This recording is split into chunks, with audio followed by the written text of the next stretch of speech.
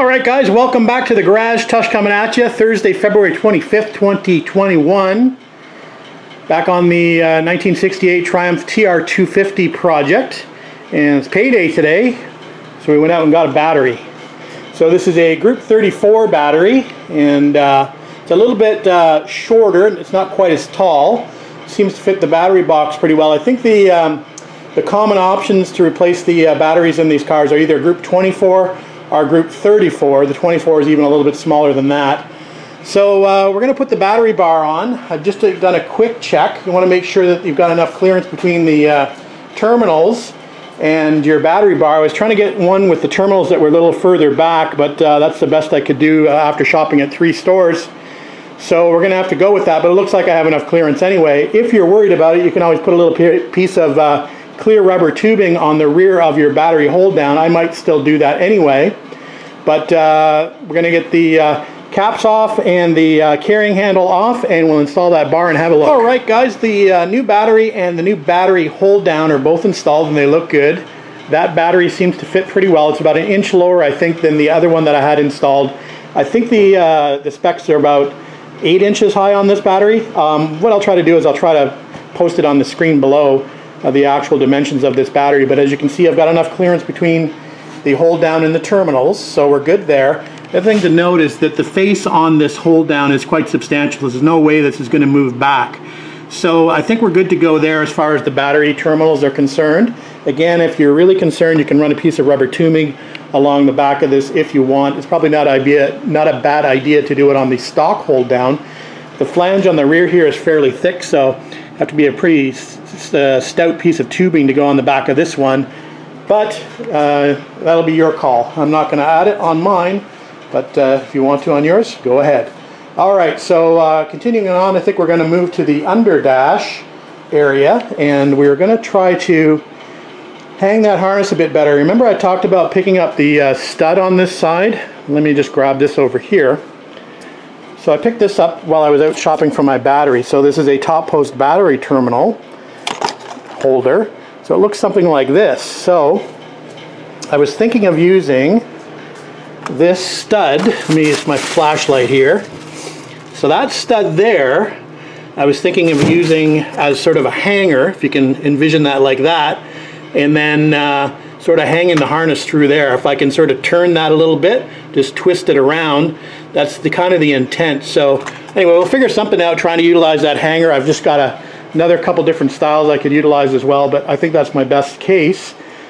I also had another style I was thinking of just using something like that, just to hook it, or something like this, where I could actually just sort of drill a hole through and loop the harness through there. Anyway, we'll figure something out to hang that. Like I said, I think I'm missing a few tabs on this side that are broken off or being relocated somehow with all that work that's been done under there. So let's do that first, figure something out to hang that, and then we'll move on from there. Probably do the ducting on the heater box. Alright, we're just about to start running our ducting for the heater. So we've got the diagram out here. I've just put these 2 hoses on the heater box, and they have kind of a funny arrangement. They kind of go bottom to top, top to bottom. So again, I'm still waiting for the pass-through piece for the bulkhead, but we've got those sort of laid out where they need to be.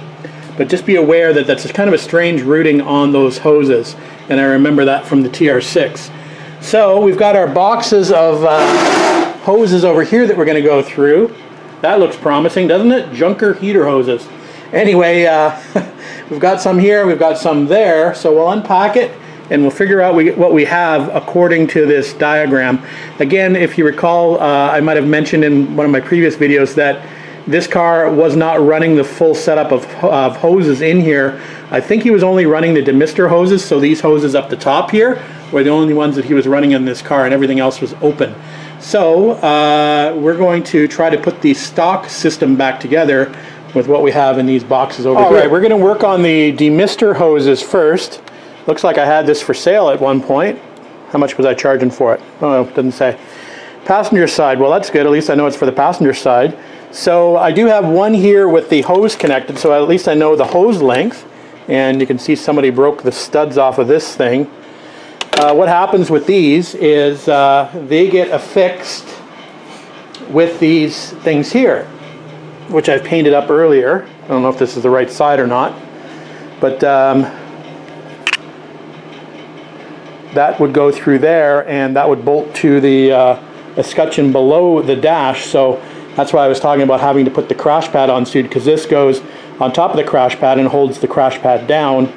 So that's why the crash pad is in the boot here, ready to go, because we're going to have to put that on the car very soon. So I think what I'll do is I'll put the crash pad on the dash, and then we'll get ready to put the escutcheons in and the demister vents, and then we'll move on to the lower hoses. We'll get the easy ones done first. Alright guys, we have the demister hoses run on both sides, just hanging there loosely. What I'm going to do now is I'm going to tap out the bolt locations for the windscreen hold down, because that I won't be able to do after I get the crash pad on. So we'll go ahead and we'll do that now, and then I think we'll put the dash pad on, and we will affix the escutcheons through to the demisters, if that makes sense. Alright guys, we have the dash top crash pad, or dash top pad, whatever you want to call it, installed. I've got the ashtray installed, although I'm missing, there's a little frame that goes around this ashtray. I've seen it somewhere in my parts bin, I just haven't found it yet. So there's a little frame that fits in there before the ashtray goes in. I've got the escutcheons mounted, and I've just put the hardware in for the windscreen, just so I have it handy. Let me see if I can get up under here and show you. So there's where those attach, and you can see them there. So those are attached to the heater box. So those are good to go. So we're going to work now on the other set of hoses, and we'll just leave that hanging for now, since they will attach to the eyeball vents on the dash, and under the dash I believe there's some vents for your feet. So we'll go ahead and we'll figure that out now, and we'll bring you back in a bit. Oh, inevitably somebody is going to ask me whether I glue this crash pad down, and there's two schools of thought here. Some guys will glue them down, some won't. I don't actually glue them down because I don't think it's required. First of all, you have the escutcheons holding it down very tightly. You're going to have the windscreen holding it down at the front, and then you're going to have the actual metal dash. Under here you can see where the vinyl tucks around. You can see the studs actually for the, let me just clear this one here somewhere. There it is there.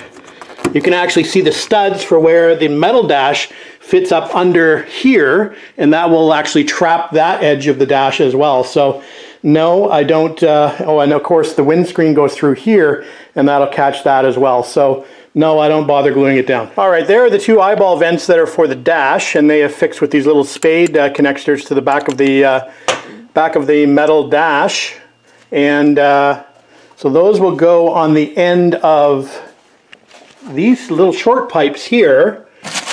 That's where those will go. So we're looking a little bit like Dr. Octopus under here.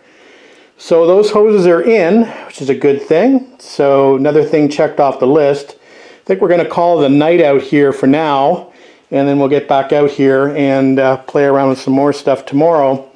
I did make a list. Let me see how I'm doing on my list over here. Let's see here. Okay, windscreen brackets I still haven't done. I've got them here, so we'll have a look at those. We want to install those before too much longer.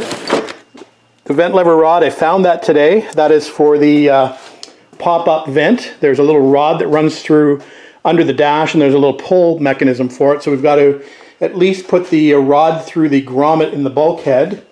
Washer tubing, still have to work on that. Firewall grommets, I actually started working on a little bit on that today. I actually added the speedometer cable, I don't think I showed you, and the grommet for that there, and the grommet for it down here, and where it runs through down to the bottom of the car. So those are in. So that's not really checked off. I've got to do, the solenoid grommet over on this side, and I've actually got that running through the wrong hole currently. That wiring for the solenoid should be to the right side. The left side gets the choke cable and the heater control cable to pull that valve over there. So we need to move that over. Heater box tubing is crossed off. We pretty much got that done. Although I'm still questioning in my mind whether I have this right or not, because This sort of fits under the dash. Like I said, it's for the kick area, and I'm not sure if it suspends up under that way or around the other way. So I may have to figure that out once I get the actual metal dash in. I'll be able to see how that connects a little bit better. So I might have to switch sides on those. We'll wait and see. Wiring harness hanger is done. I think I showed you that. I do want to add a little bit of rubber in this hanger. So again, that's that little piece there that I did. So we'll just do a little rubber bush for there and pack that out a little bit so there's no abrasion. Steering shaft components I'm working on. You haven't seen that yet, but eventually we want to get the steering shaft in and all the components under the dash, all the cables, clamp work for the steering. So we've got that kind of in a pile over here. Tunnel bulkhead fasteners. Tunnel bulkhead fasteners. So where the this tunnel cover fits, way under the front there are some captive fasteners that I need to have a look at. I think a lot of them are actually spire nuts, so I want to put those on before I get too much further, otherwise I won't be able to reach them very easily.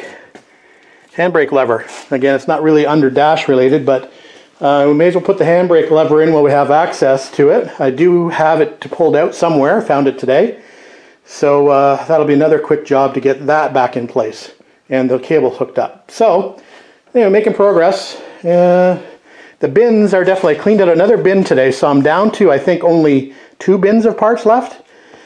And of course the big things like the interior, the carpet, all that kind of stuff. I have some of that coming on order and some of it I have in stock. So we'll pull that out eventually once we get all the other little ancillary parts done.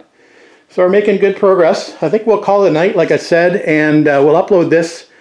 I know it's not much content, but you can at least see the direction that I'm going in. All right, guys, have a good night. Thanks for watching.